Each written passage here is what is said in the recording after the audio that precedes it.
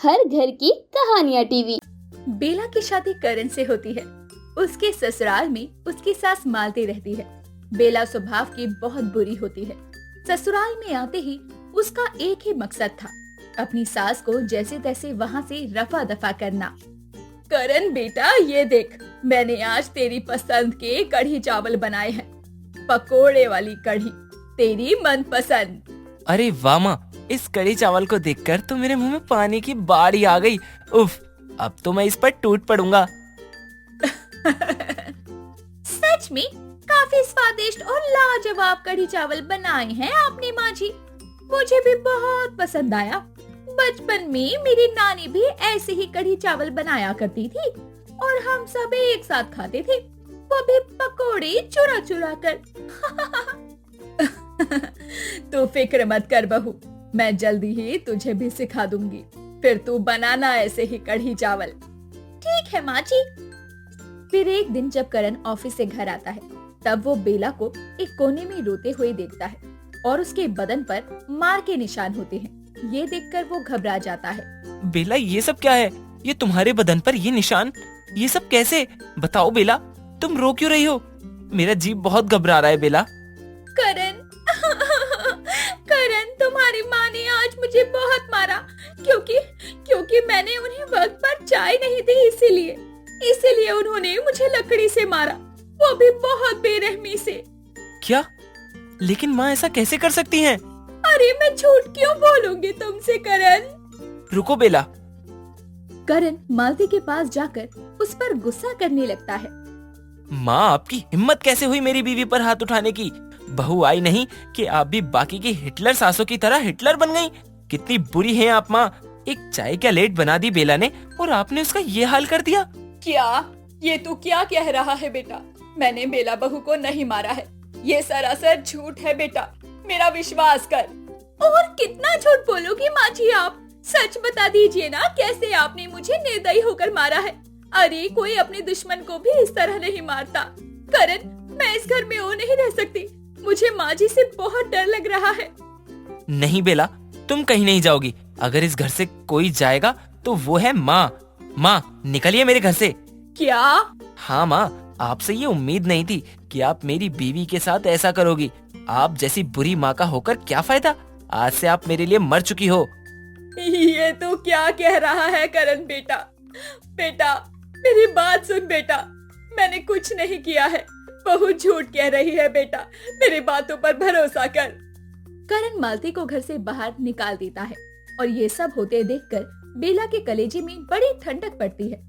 वहीं बेचारी मालती अब घर से बेघर होने के बाद यहाँ से वहाँ भटकने लगती है। रात होते ही ठंड काफी बढ़ जाती है और वो ठंड से ठिठुरने लगती है। हे भगवान, ये सब क्या हो गया? मैंने अपने बुरे सपने में भी ये नहीं सोचा था कि मेरा बेटा मेरे साथ ऐसा करेगा। मैं अच्छी तरह जानती हूँ उस बेला ने ये सब क्यों किया है। उसे अपनी सास की सेवा नहीं करनी थी और उसे मुझे निकाल कर उस घर की मालकिन बनना था, इसलिए उसने मेरे साथ ये सब किया। मालती की दुनिया मानो एक पल में उजड़ चुकी थी। उसे बहुत दुख होता है। वो रात भर सड़क पर ही ठंड में सोती है। कुछ दिनों तक सड़क पर रहने के बाद वो अब नौकरी ढूंढने निकल पड़ती है। मेरा इस दुनिया में करण के अलावा कोई नहीं है। एक करण था, वो भी अब मेरा नहीं रहा, इसलिए मुझे अपने आप को संभालना होगा। जो मेरे साथ हुआ है उसके बाद तो मुझे मर जाना चाहिए, जीकर क्या ही फायदा। लेकिन नहीं, मैं ईश्वर द्वारा दिए गए इस जीवन का अपमान नहीं करूंगी और इसे पूरी ईमानदारी के साथ जीऊंगी। अब से इस मालती के जीवन की एक नई शुरुआत होगी। मालती कई सारी जगहों पर जाकर नौकरी ढूंढती है, लेकिन उसे कहीं भी नौकरी नहीं मिलती, जिस कारण वो काफी हताश हो जाती है। इतनी सारी जगह पर जाकर मैंने काम ढूंढा, लेकिन मुझे कहीं भी काम नहीं मिला। लेकिन मैं हिम्मत हारने वालों में से नहीं हूँ। मैं काम ढूंढना बंद नहीं करूंगी और अपनी हिम्मत बांधे रखूंगी। मालती अगले दिन सड़क पर जा रही होती है, तभी वहाँ सड़क पर उसे एक छोटी लड़की दिखाई देती है, जो कि एक बॉल को लेने के लिए बीच सड़क पर जा रही होती है। और वहाँ सामने से एक ट्रक आ रहा होता है। नहीं, ये क्या, ये बच्ची, नहीं नहीं, इसे ये ट्रक ठोक देगी। मालती वक्त रहते ही अपनी जान को हथेली पर रखकर उस बच्ची की जान बचा लेती है और तभी उस लड़की की माँ सुपर्णा मालती को दिल से धन्यवाद करती है और कुछ पैसे देती है। बेटा, इतने सारे पैसे क्यों दे रही हो तुम मुझे? माताजी, आपने मेरी बेटी की जान बचाई है, वो भी अपनी जान को जोखिम में डालकर। उसके बदले अगर मैं आपको लाखों करोड़ों रुपए भी दे दूं, तो वो भी कम है। फिर ये तो 50 से 60 हजार रुपए ही है। मेरी बेटी मेरी पूरी दुनिया है और उसके होने से ही मैं हूँ। आपका सच में बहुत बहुत धन्यवाद। मुझे अपनी बेटी समझकर ये पैसे ले लो माताजी, प्लीज माताजी। मालती उन पैसों को रख लेती है और वो बाजार में चल रही होती है। तभी उसे वहाँ पर कुछ ठेले दिखाई देते हैं जहाँ लोग तरह तरह के खाने पीने के पदार्थ बेच रहे होते हैं। ये देखकर मालती के दिमाग में एक सुझाव आता है। यहाँ इतने सारे ग्राहक खाने आए हैं, ये वाला काम तो बहुत चल रहा है। क्यों ना मैं भी ऐसा ही कोई ठेला वगैरह खोल लूं, जहाँ मैं कढ़ी चावल बेचूंगी। मेरे हाथ के कढ़ी चावल हर किसी को बहुत पसंद आते हैं, इसीलिए मैं वही बेचूंगी। मालती अब अपने पास पड़े पैसों से कढ़ी चावल बेचने लगती है और उसके ठेले पर चंद दिनों में ग्राहकों की भीड़ लग जाती है। हर किसी को उसके हाथों के कढ़ी चावल बेहद पसंद आते हैं। ऐसा एक भी ग्राहक नहीं होता जो उसकी प्रशंसा किए बिना जाता। हर कोई उसकी तारीफों के पुल बांधता है। अरे वाह वाह काकी, क्या बात है मालती काकी, आपके हाथ के कढ़ी चावल बहुत ही कमाल के हैं। मजा आ गया इन्हें खाकर। मुझे तो एक और प्लेट दीजिए और हाँ, 5 प्लेट पार्सल भी दे दीजिए। आज मैं अपनी घरवाली से कहूँगा कि खाना बनाए ही ना और सब आपके हाथ के ये कढ़ी चावल ही खाएं। ठीक है बेटा, मैं अभी देती हूँ।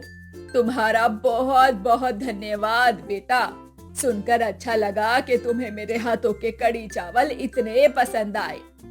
आया करो बेटा खाने के लिए। जी काकी, जरूर।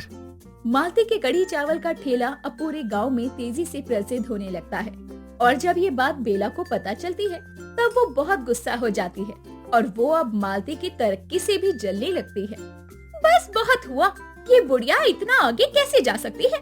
मुझे तो लगा था कि घर से बाहर निकालने पर उसे चील कौवे कच्चा चबा जाएंगे या फिर किसी गाड़ी के नीचे आकर एक्सीडेंट हो जाएगा उसका, लेकिन नहीं, मैडम ने कढ़ी चावल बेचना शुरू किया है।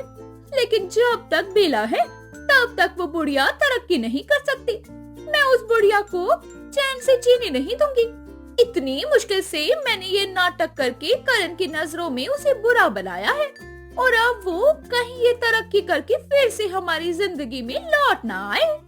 बेला की ये सारी बातें करण चुपके से सुन लेता है और जब बेला मालती के ठेले को तोड़ने जाती है तभी वहाँ पर करण पुलिस के साथ पहुँच जाता है और वो बेला को गिरफ्तार करवाता है, जिसके बाद वो अपनी माँ से हाथ जोड़कर माफी मांगता है। माँ, मुझे माफ कर दीजिए। मैंने बेला के बहकावे में और उसके रचाए चालों में आकर आपके साथ जाने अनजाने में बहुत गलत किया, लेकिन अब और नहीं। अब मैं आपको दुनिया की सारी खुशियाँ दूंगा। मुझे बहुत गर्व है अपनी माँ पर। आप इतनी मशहूर कढ़ी चावल बेचने वाली बन चुकी हो। करण बेटा, माफी मांगने की जरूरत नहीं है। मैं समझ सकती हूँ तूने दिल से नहीं बल्कि उस बेला की बातों में आकर ये सब कुछ किया है। तेरी माँ तुझसे बहुत प्यार करती है बेटा। अंत में करण और मालती दोनों माँ बेटी फिर से एक हो जाते हैं और मालती ठेले पर कढ़ी चावल बेच कर काफी पैसे कमा लेती है और गांव में अपना एक बड़ा सा कढ़ी चावल का ढाबा खोल लेती है और खूब तरक्की करती है।